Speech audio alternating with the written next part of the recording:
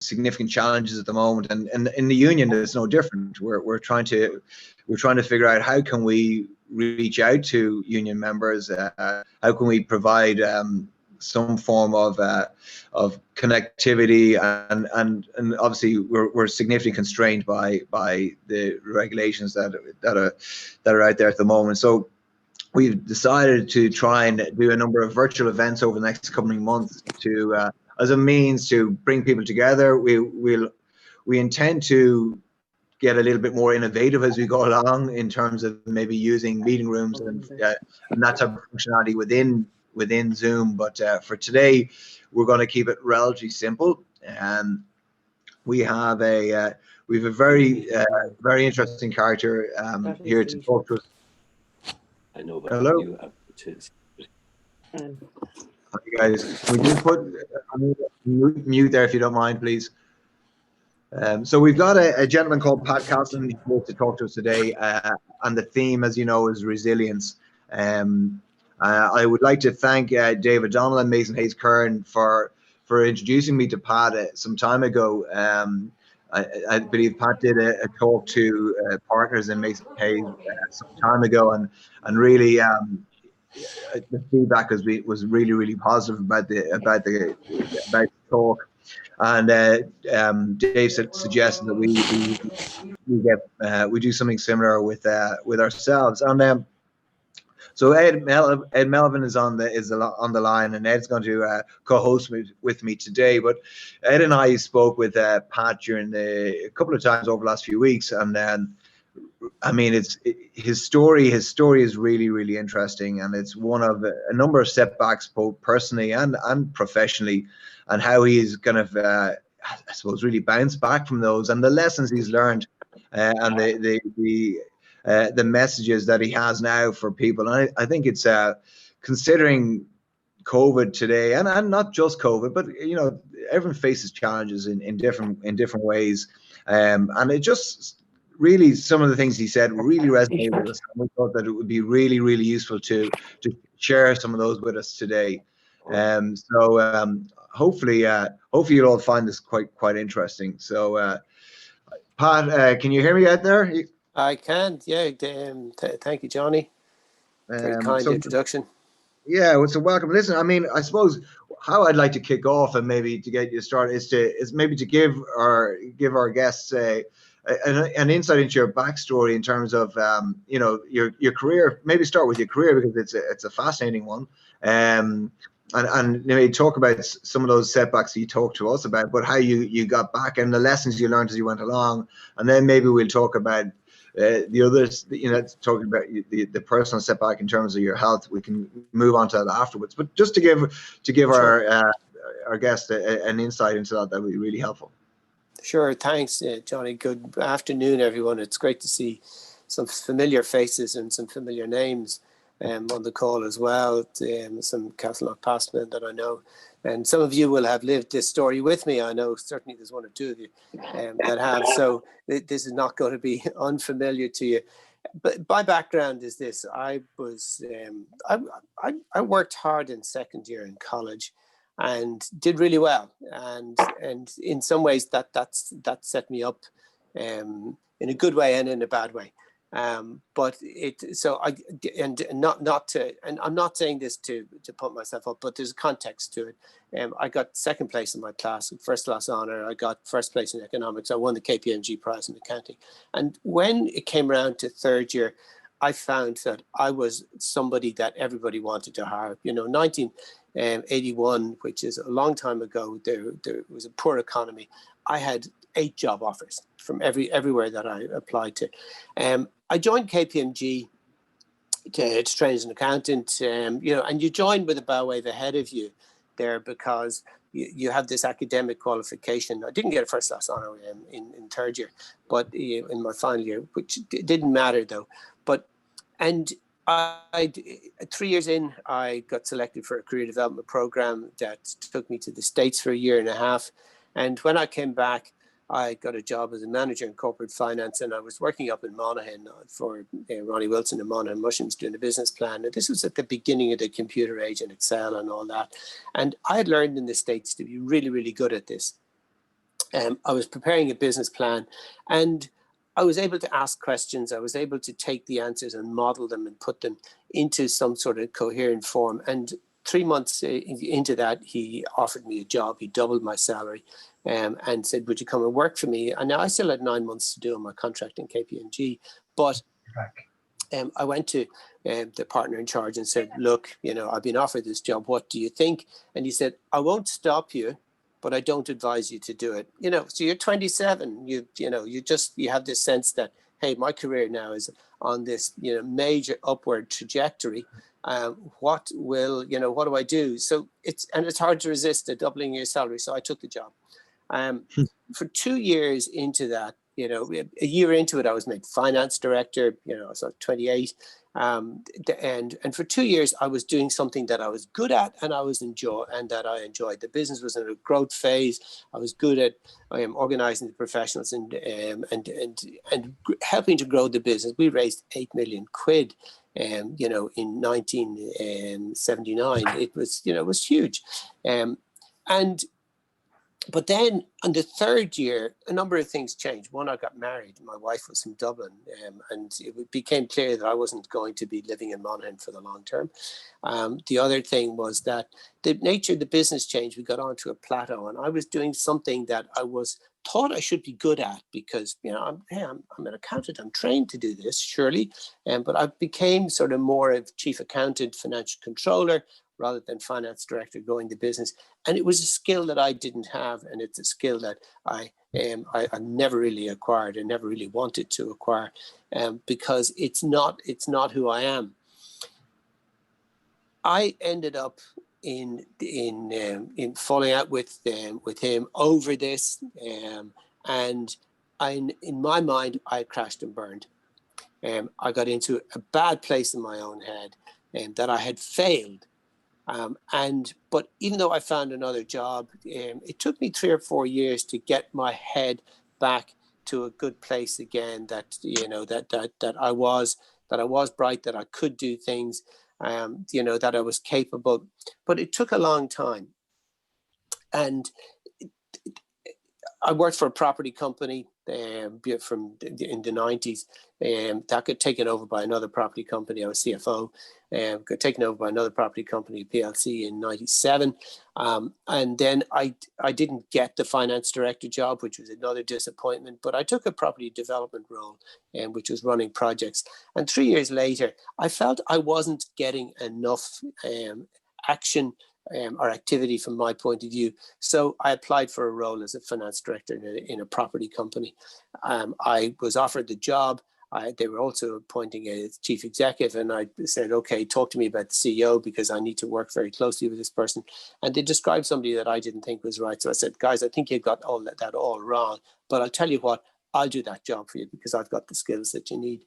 And I got appointed as CEO of this property company. It was a nightmare. A complete and utter nightmare. It was in the worst of difficulty that I've seen. It had no banking confidence, but 4 months into it, I had sorted it all out. I had sold a property which had won a phenomenal deal, and suddenly we were back in business again. I thought, but the owner wouldn't give the check to the bank over a bank holiday weekend, and we went straight back into the difficulty that we were in. Led to an enormous amount of conflict, the worst conflicted situation I've ever worked in. There was one meeting where we had a board meeting where we had a stenographer present. That was the extent of the conflict. And after a year, I quit. I said, I've had enough of this. I'm never going to do the right thing. And I left. I had no job to go to, 3 kids in school, and a mortgage to pay. But I felt that I can do okay. I worked for myself for about the next 7 years. I started a property company in Poland. I was a director of a firm of architects. I chaired a currency fund. I did a bunch of different things. And I also did some development work on for a couple of clients people that I met that regarded what I would do. So I did a couple of big ticket projects that were very remunerative, not that many, but enough. And started this property company in Poland, as I said. And in 2008, we were at the height. We had started construction on a site for 134 apartments. We had built a basement, 3-story basement, complex construction, temporary retaining wall on this huge site, 11 meters deep, for this basement. And suddenly the market ended. We couldn't get pre-sales at the end of 2007, and through 2008 tried to refinance it. Weren't successful at doing that. Well, we had the money, but we couldn't get the bank to make a decision. And at the end of 2008, October 2008, Lehman's collapsed, and with that, the business that we had collapsed. And that was probably one of the most difficult moments in my business career, because I had to turn around and admit to myself that the dream I had of making some decent return on this was not going to happen. And not only that, my investors were going to lose their money, and the bank was probably going to lose a large amount of money as well. That was the hardest thing I've had to do, was to face up to myself and say, this is going to happen. And then to face up to all the people that had that had put money with me, which was just as hard, to say to them that, guys, this isn't going to work out. I also found I'd worked in this business for nearly a year to try and for little or nothing to try and get it to turn around as best I could, or to salvage what I could from it. And at the end of 2008, I felt, look, there's nothing here. There's nothing more I can do. I then started looking for a job. I'd spent 20 years in property now, and there was nothing going on in property anywhere in the world. And I said to myself, hang on, the property hasn't gone. What is happening? And what was happening, I realized, was the banks had all the property. So I went to all the banks and said, hey guys, I can help you, because I know what your customer is thinking. I've been that customer. And most of them said, Pat, can I ask you a question now? Because it's been a whistle stop through quite an incredible period or a career, should I say, in terms of having and Lily, you've spoken about quite a few setbacks along the way, right? I mean, be it the one when you were a young buck, thinking you were the greatest finance guy going, and to realize pretty quickly that you weren't. And I remember when we spoke a few weeks ago, you were saying that it took you some time to get over it, to actually realize that, to accept that and to move on. And then you spoke about the time in the PLC, in the property company, and then eventually setting up your own business. But were there any key learnings in terms of how because you seem to pick yourself up really well? I mean, and particularly that last time when your business all went under, and yet what most people would say, you're facing doom and gloom. You kind of had that ability to step back and say, okay, I need to go again here. I need to reinvent myself.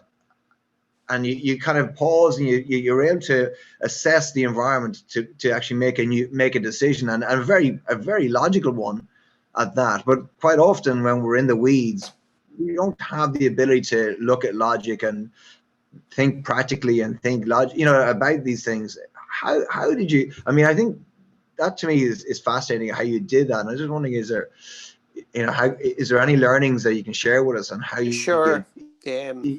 managed to make that call? Yeah, a couple. I do a talk until COVID started the last 3 years. I do a talk in KPMG quarterly to the newly appointed managers, and there's two big lessons that I talk about there, and these are the two major things that I learned. The first one is about mindset, and it's an idea from a book called Mindset by a lady called Carol Dweck, and she talks about two mindsets: a growth mindset or a fixed mindset. And people with fixed mindsets, and we all in different aspects of our lives have fixed and growth mindsets, but a fixed mindset believes that I am talented, and the talent accrues to who I am, and in that concept of talent, failure accrues to you as well. Failure is a personal attribute. Whereas in the growth mindset, if talent is a function of how hard you work and the amount of effort that you put in, failure in that outlook on life is a learning opportunity. And I was very much of a fixed mindset when I was younger, and I think we all are in different characteristics or parts of our lives. We're fixed or growth, but I was of a fixed mindset because I had, and this was the point about talking about my college results, that I believed I was talented, and I had separated the hard work that I had done from the sense of who I was, which and that's something that you need to do, because in every aspect of your life you will fail, and failing should be a learning opportunity. It shouldn't be something that accrues to who you are, because if you don't go and try things, you will never fail. And if you never fail, you will never learn, you will never grow, you will never reach the potential that you have to reach. And that's something, though, and the reason I suppose I made this mistake again and again is that I didn't understand this in an overt way for most of my working life until probably the last 10 or 15 years. So that's the first lesson, mindset. The second lesson I learned from this is that the biggest choice that you make in joining any organization, in my view, is culture.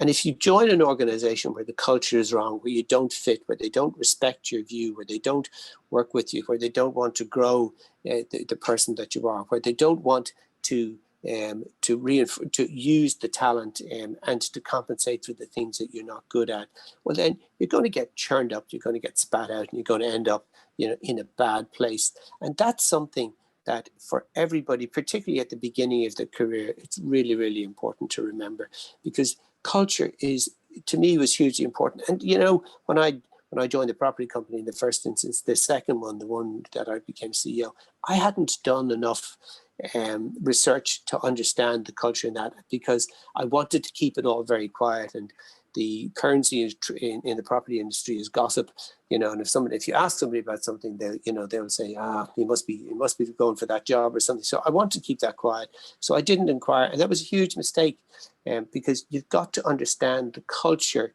that you're going to work with, and you've got to understand, can you work with the people? Will they work with you? Do they respect your questions? Or do they, or is there something going on that is going to be anathema or difficult for you? So they're my two big learnings. How did I pick myself up? I suppose, when I sat back and thought about it, I said to myself, look, hang on a second, this has gone wrong. You've got to keep going. And you just pick yourself up and you say, right, how do I get out of this? What's my next challenge? How do I find the next role? How do I, talk my way to talk myself into a positive place? And it takes a bit of work, but it's not that you get used to getting knocked, but when you do fall down, the hardest thing you've got to do is pick yourself up again. But the most important thing to do is pick yourself up, and just keep going. And sometimes you just have to do that. But believe in yourself, and I did fundamentally believe in myself, even though sometimes that belief was challenged, and often it was challenged, but fundamentally, I do believe in myself. And the more I thought about it, and the more I read about it, and the more I learned, the more I realized that the way you think about things is really important. And it really is. It's how you think about things. Whether you believe you can or you believe you can't, you're right. It's all about belief. Yeah.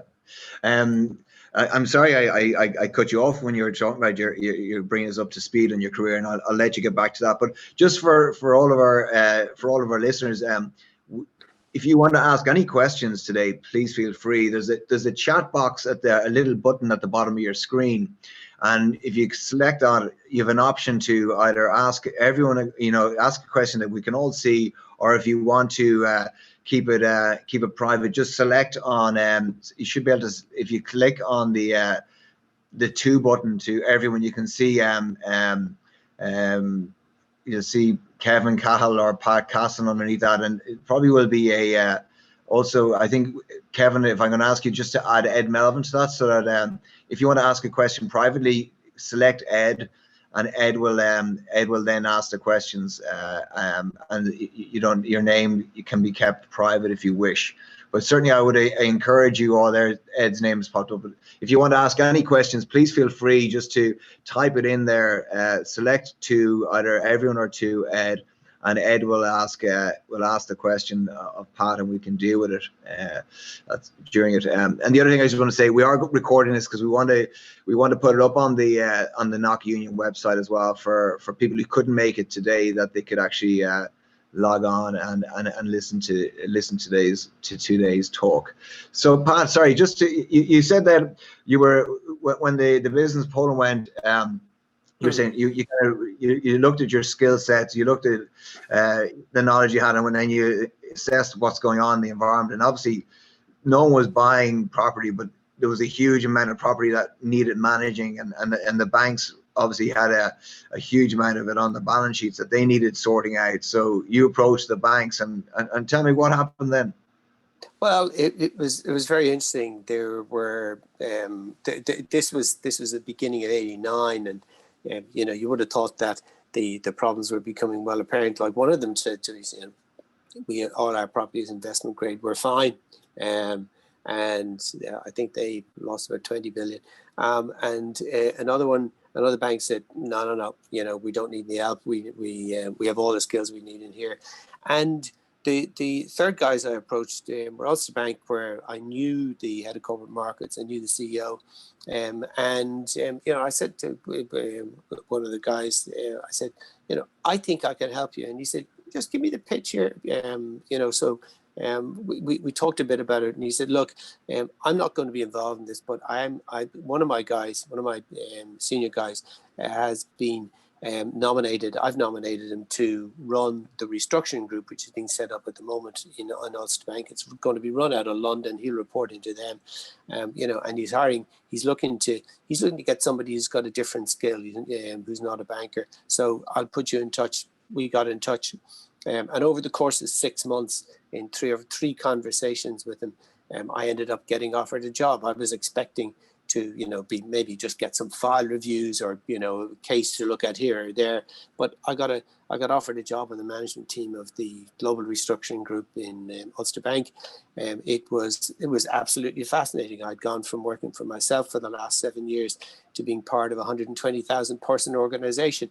And what was most fascinating about it was that because and when you think about this, when the bank lends money, when any bank lends money, the property value stays up here and the debt level is down here, right? But when the market crashed, the property value ended up down here and the debt level was still the same. And when you think about risk, and this is what I said to them, guys, if you're managing risk, this was your cushion when things were good. But now, actually, your risk is down here at the property value. It's no longer the debt. And if you want to manage your risk, because I think that's what banks do or should be doing, you've got to understand and manage the property, because if that comes up, you lose less. If it goes down, you lose more. And so your debt is kind of a nice historical reference point, but it's not relevant to the risk you're taking, other than as an historical reference point. So if you want to really manage risk, you've got to get involved in the property. I ended up building a database of their property exposures, and as a result of being able to, going back to the skills I'd learned when I was in the States that I talked about when I joined Monaghan, the ability to model the property, to understand it, and then to say, okay, the economic impacts of you choose the assumptions that you want to make in terms of what happens in the economy. I'll give you some sense of what I think that will do to your property values. So I ended up in front of the most senior guys in RBS, one level off the chief executive, leading the team on this. And that was an absolutely fascinating experience. When you never worked in a bank, and when most people who ever worked in the bank would never get to that point. So it was wonderful exposure. And I had the trust of the people that I worked with, which made it great. But then the guy I worked for, and this goes back to culture again, the guy I worked for got sick, left the bank, and one of my colleagues in the management team, who I didn't particularly get on with, took over. And suddenly there was the crosshairs were on my forehead, because we didn't speak the same language, we didn't have the same outlook, and they came from a purely banking background, and thinking differently. It just didn't seem to work. So anyway, 2.5 years later, I left the bank. They were very good to me, and since then I've worked in a number of startups and done some stuff for myself, and started speaking about 4 years ago, which I really enjoy. So that's kind of the career. the final part of the story, the final chapter in the story. All right. Tell me, Pat, you mentioned to me when we spoke about it was around late 2007, I think you said, or early 2008, when you started to feel sensations for the first time in your body, and that obviously led to your current situation. So maybe you talk to us about that as well, please. Yeah, sure. About it's 13 years ago, October 2007, just around this time, I woke up one morning to really odd sensations in my legs. It felt like somebody had tightened the skin around my ankles, but it just had gone really, really taut. Very, very odd sensations, like tingling in my fingers. And I thought, what's going on here? When I thought about it, I couldn't get to see anybody quickly on it. But I thought that I might have a tumor on my spine, that there was I knew there was something going on my spinal cord, or I felt there was something going on in my spinal cord, and I thought it might be a tumor. And I got really worried that, I might not survive very long, if I had, cancer of the bone in the back or something, or on the spine. So, but about a week later, again, the importance of relationship. One of my good pals is a neurologist, he organised for me to see another neurologist very quickly. And when I did, she diagnosed transverse myelitis, which I'd never heard of. And I said, "Jay, look, you better write that down for me." And when I went home and I looked that up, I realized reasonably quickly that this was going to turn into multiple sclerosis, or most likely it was going to become multiple sclerosis. And I had two feelings about that. The first was that I'm glad it's not a tumor, and that my life isn't, in imminent danger. Multiple sclerosis, okay, I have no idea what that's going to be about, but I don't think it's a good story. My wife's a nurse, and she had seen a lot of patients, and and was very worried about it. But I thought, well, hang on a second, this it tends not to, disable completely. It may disable me, but if that's what it is, that's what it's to be. I was fine for the first, I'd say, 5-6 years.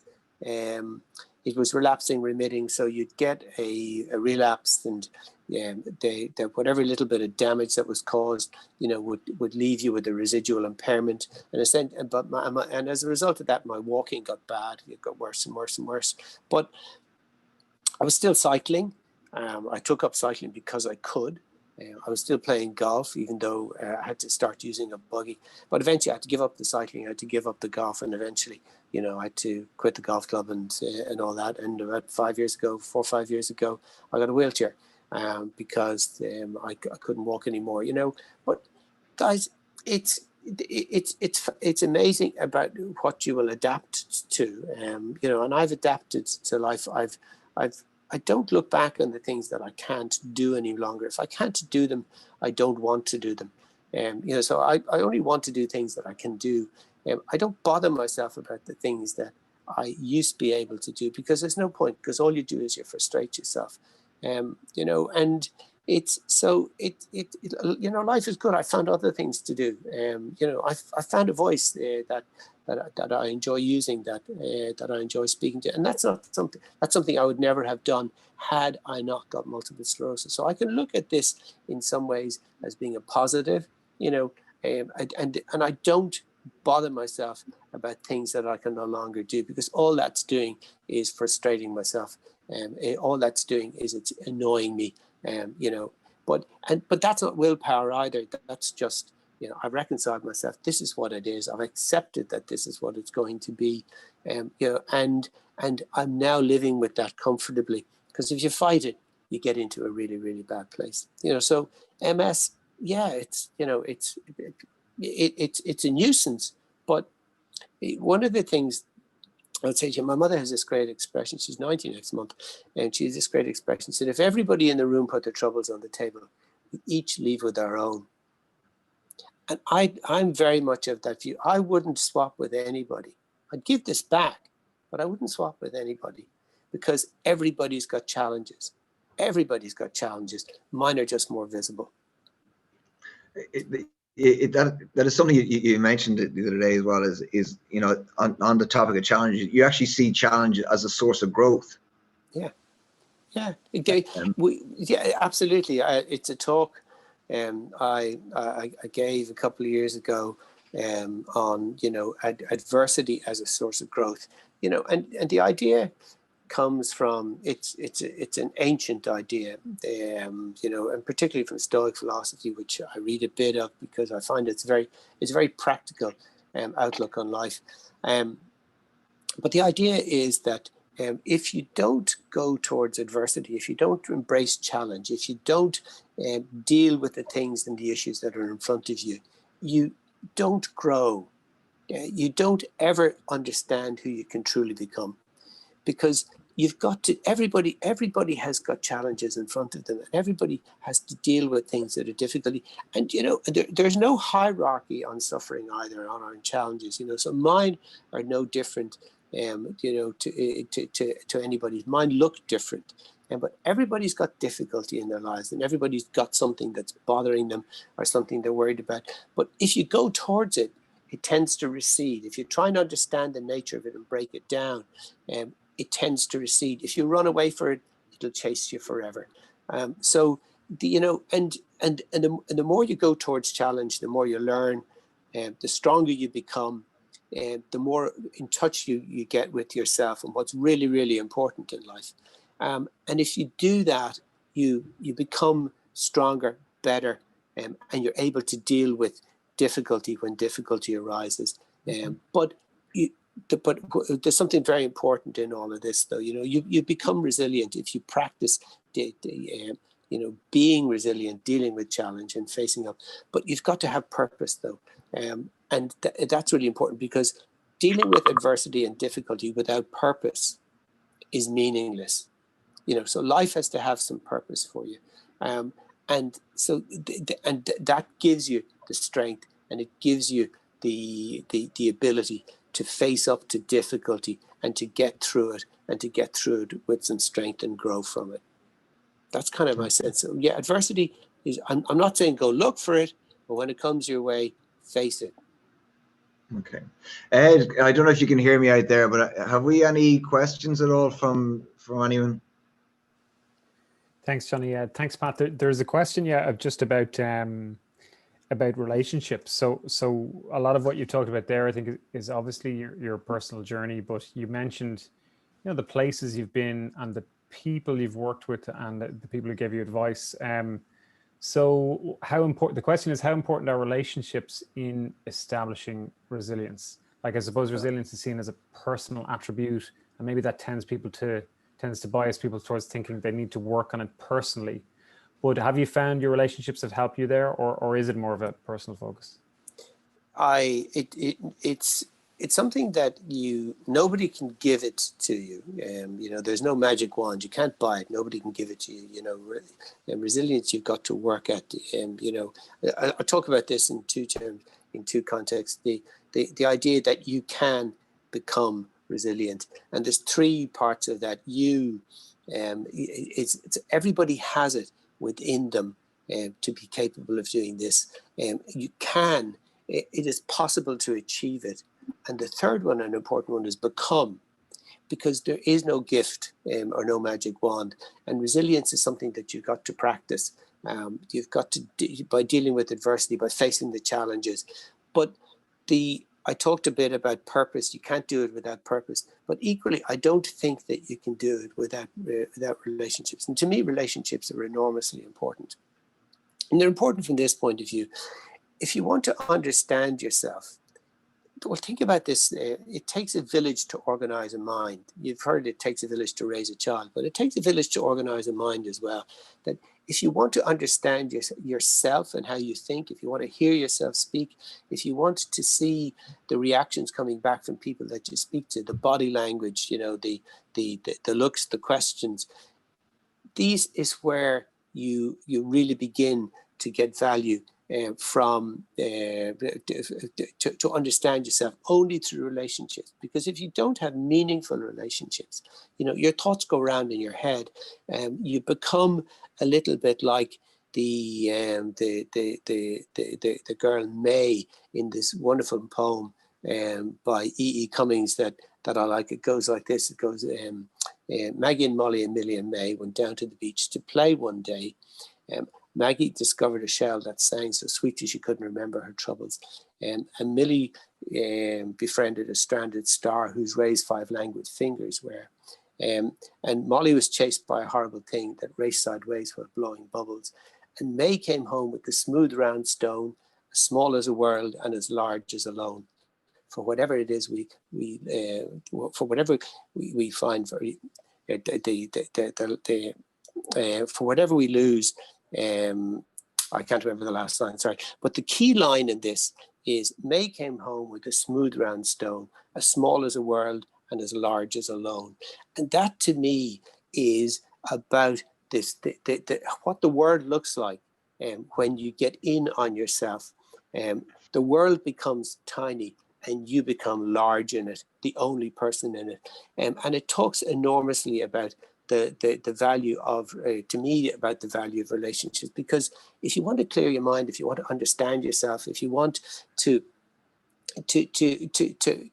grow, if you want to have opportunity, if you want to sort out problems, you need to have relationships, meaningful relationships. That's really interesting, Pat. Like the idea of not going into yourself would be, there's a phrase in rugby which is going into your shell, which is yes, which is used, you know, and it's relevant to your poem there as well. But there's a question just coming in, Paul McQuillan. Paul, if you'd like to ask the question directly there, if you want to come off mute, you're more than welcome to ask Pat.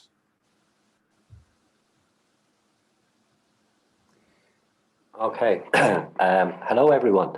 I recognize a lot of names, and you know, welcome, big welcome to Pat to this gathering of Caslin. And I do recognize some of the names. So, you know, hello, David Bell and Finton and Johnny Lynch. And thanks very much, David, for hosting this. And Robert Dowley, I see you there, and Barry Walsh, of course.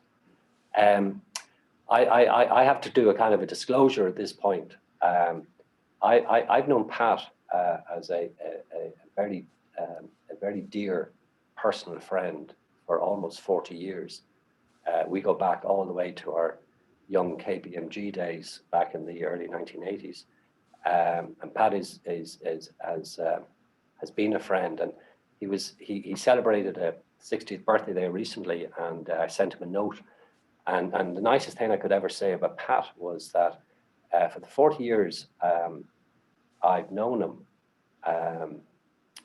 we have often disagreed on any number of subjects, but we've never had a falling out. And I think that's an extraordinary testament of a friendship. But it reflects more on Pat's patience than mine, I can assure you, and his character. Pat, I've always admired your honesty and your complete mindset. And the one thing I would say in front of everybody is that, and it's coming out this morning as well, is that, you know, you've never once used multiple sclerosis to define yourself. It's merely part of a much bigger life that you do enjoy and you will continue to enjoy. And you very much use it as a learning for life as much as anything else.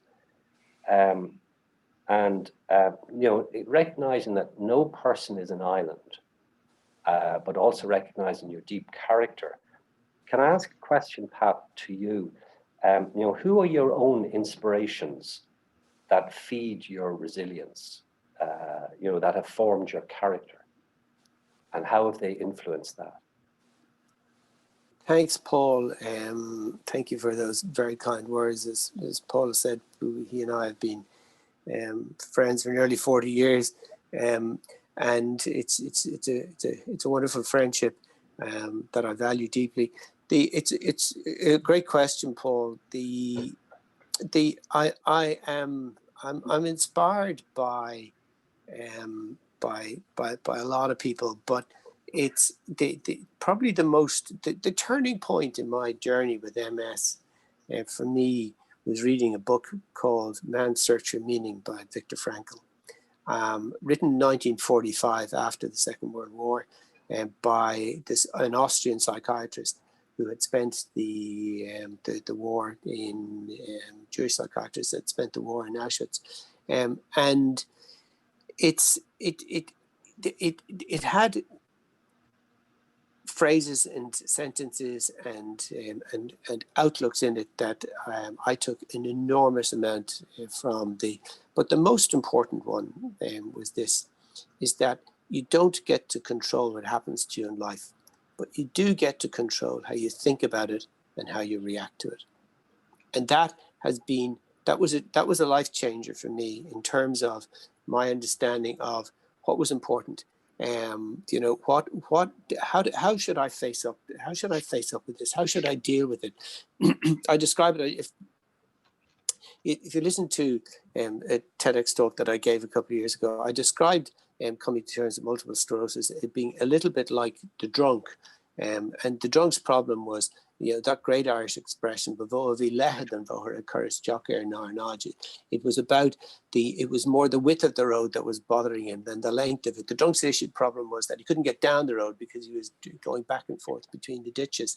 And for me, those two ditches were the fear that I would fall into victimhood and why me on the one hand, and on the one ditch, and on the other ditch, the determination to overcome, the fear that if I was too determined to overcome and that I didn't, that I would equally fall into, fall back into that victimhood. And somehow I had to find my place on the road and to get down there, and that took a long time actually, and Paul, you probably lived through some of this, is that I became very self-absorbed. I couldn't really see much other than myself. I started doing different diets. I was doing exercise programs, and to the point at which, when we went to dinner, it was, what's on the menu? No, I can't eat that. No, I can't eat that. And I was turning everybody's life upside down, including my family's, and at one point, I got a clatter across the head and said, cop on and get on with life, will you? And that was another turning point, a moment where you say to yourself, I can try and I can work to overcome this. I can do all these things that I can read in books, but the reality is I have to live my life. I have to do what I can do. And if I turn away the people that mean most to me, well, then I'm going to be in a bad place. I'm going to be in a much worse place. So when you weigh the balance of what's important in life, what's important in life are the relationships and the people that you're with. Your health is, yes, it's important, but if you don't have relationships and you don't have people that believe in you, that will support you, that will work with you, that are fundamentally with you when things go wrong, you don't have anything, in my view. You can have all the health you want, but if you don't have good relationships, well, then life becomes miserable. And there's loads of studies on this. Anybody want to read the Harvard study on adult development, which is an 80-year-long study. It started in 1938, 82 years. There's some phenomenal stuff. There's a TEDx talk by a guy called Robert Waldinger on it, which is brilliant. So Pat, thanks for that. And Paul, really appreciate the question. There's another question in, so I just want to obviously get while we have time. So the question is, Pat, outside of actually facing adversity in learning how to deal with it, is there anything tactical or otherwise you would recommend as a precursor to dealing with the inevitable? Is this the inevitability that life well, comes to an end? it sounds like what preparatory work can one do, rather than expecting, okay, well, at some stage I'm going to deal with adversity and then I'm going to deal with it at that point. What can I do in advance? I think is a few things. I think first, it's important. Relationships are obviously important. Having purpose is important. Understanding understanding the nature of challenge and how you deal with it. Being in touch with yourself is important. Particularly the idea, don't add emotion to your challenges, because now you've got two problems. You've got a challenge and you've got an emotional part of it. Don't run away from things. Face up to them. Be honest with yourself. Face the brutal reality that sometimes things go wrong, and be honest with yourself about who you are.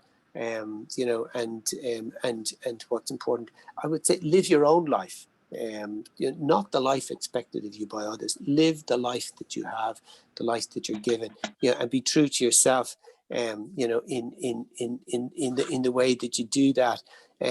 Because if you and it's so many, and I did this when I was younger. I tried to, I talked about that, face up to, be something that I wasn't.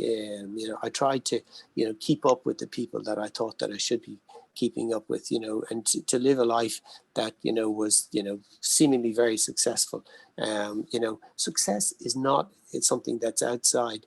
It's something that is, it's what you want rather than what you think others want of you. So be who you are, live the life that you have, manage your relationships. Don't put everything into, into work, nurture the relationships that you have, because they are enormously important. Pat, that's great. I think just again, there's another question and just around integrity, and I think Peter McElroy, who knows you quite well, Peter, are you happy to articulate the question there and ask away with Pat? Yeah, thanks, Ed, and hi to everybody. Hi, Peter. I'm having a problem with the video, so I'll spare you that. It's around integrity indeed, and not unlike Paul, I've known Pat for many years, not quite as long as Paul, but my question, I suppose, is your view around and your opinion around integrity in both your business or personal dealings. And as a sort of an anecdote as to why I'm asking that, is that where I first came across Pat was in relation to the Polish transaction you mentioned. And I was involved in putting some investors into that transaction. What Pat didn't mention was, despite his own dealings with banks and his own investment of time, effort, and energy in that transaction, what he didn't say to you was that he made sure that all of our investors got their money back. And that was an incredible achievement, given that he was under, and his partner was under, such mass pressure by their own banks and their own personal investments in the transaction. And I just thought it was such a fantastic conclusion to what unfortunately hadn't panned out for him, nor for perhaps our investors, but nonetheless, somebody going to the efforts and the extent that Pat did, I just thought was highly commendable. And hence I'm bringing up the question of, what importance Pat in the resilience topic adds to integrity in all business dealings and personal dealings in life, and just to get his view on that. Thanks, Ed. Yeah, thank you, Peter. It's you've got to be true to who you are. You've got to be true to what you believe. And if people work with you, and they invest in you, well, then I think you've got to do the best you can for those, for them, even when things go wrong. And if that means that, like in the case Peter talks about, essentially I was able to persuade the bank to pay, to refund that money, to his investors, because, and that was difficult. But you've got to work with, if people are placing trust in you, then you've got to make sure that you go above and beyond, to repay that trust. So to me that's really important. And I'd be surprised if there's anybody in the call that that thinks much differently. But it's people are placing trust in you. And that trust, you can't afford to betray it. And because if you betray it, well, then you will never get it again. Being honest with people, and letting them know where things are for good and bad, is something that I try and do as much as I can, and sometimes it's difficult because when things go wrong, you hope that things will turn around again. When do I tell, how much do I tell, will I be able to sort it out? Do I, so it can be difficult, but fundamentally, honesty and integrity, I think are, they're axiomatic. Pat, it's Johnny here again. Listen, I'm just conscious of time here. That we try to finish up within the hour. I think this has been really, really engaging. But before we go, I have a load of questions I can ask you. But one is a point you mentioned to me around your take on hope versus positivity. Could you maybe just briefly talk about that, and then we maybe finish, and I think maybe we could do something again if there's a demand on it, but certainly just for today to wrap up, maybe just talk about that, please. Sure. I'm somebody that I suppose I'm positive. I am very positive about about my outlook on it's, and I think it's important because if I weren't positive, well, then it would be very difficult to look to the future, because my illness is progressive, and every year at the end of the year, if I stop and I look back, I can see how much my ability to move has deteriorated. But I'm not somebody who's a big believer in hope, and because I look at it like this, that hope and fear are very much flip sides of the same emotion. That we tend to hope for things that we fear are we hope for things not to happen, or if we hope for things to happen that we that will be good for us. We fear things happening that are going to cause us difficulty. But life is going to, what's going to happen is going to happen, and you've got to love the fate that you're dealt, the cards that you're dealt with, and deal with them as you can. But the huge difference between being positive and dealing with what comes along, and hoping for things to happen, because if you hope for things to happen, and they don't, you're in difficulty. You're disappointed. If you fear things that are going to happen, well, how much time do you waste on fearing things that never come to pass? So I take a different approach. I take the approach of being positive. And the fundamental difference between being positive and being hopeful is agency. Because if you're fearing something or you're hoping for something, you're giving agency over the outcome to somebody else. You're no longer in control. If you're positive about whatever happens and your ability to deal with it, well, then you always have agency over how you react to things. But if you give that agency away, you're giving away something that's really important, your ability to control how you deal with things. So to me, the hope and fear, flip sides of the same emotion. Hope is only needed by the fearful, is one idea that I have. But so I tend not to be, I use the word I hope, because it's hard not to use that expression. But I'm not hopeful or fearful. I'm not fearful of where my MS progresses. I'm not hopeful necessarily, that it doesn't. But I'm positive that whatever happens, I'll be able to deal with it.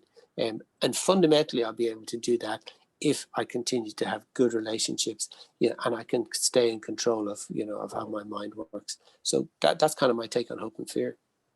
All right. Listen, Pat, I think we will leave it there. But first of all, I just want to say thank you to you for being so on.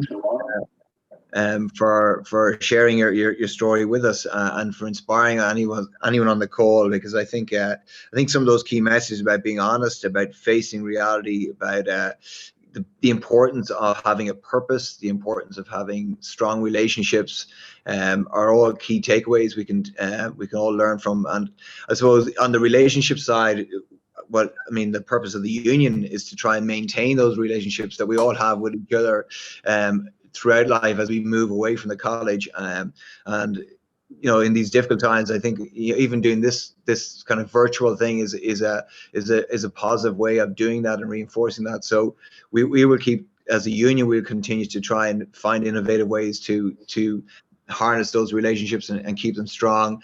I would also like to highlight the mentoring program that we have. So literally just talk to myself or Ed if you want further information on that, because whether something you want to share or something you want to learn, we need mentors and we need mentees for the program. So it's something that we a lot of work goes into to help pastmen, and certainly would encourage you to get involved if you haven't previously.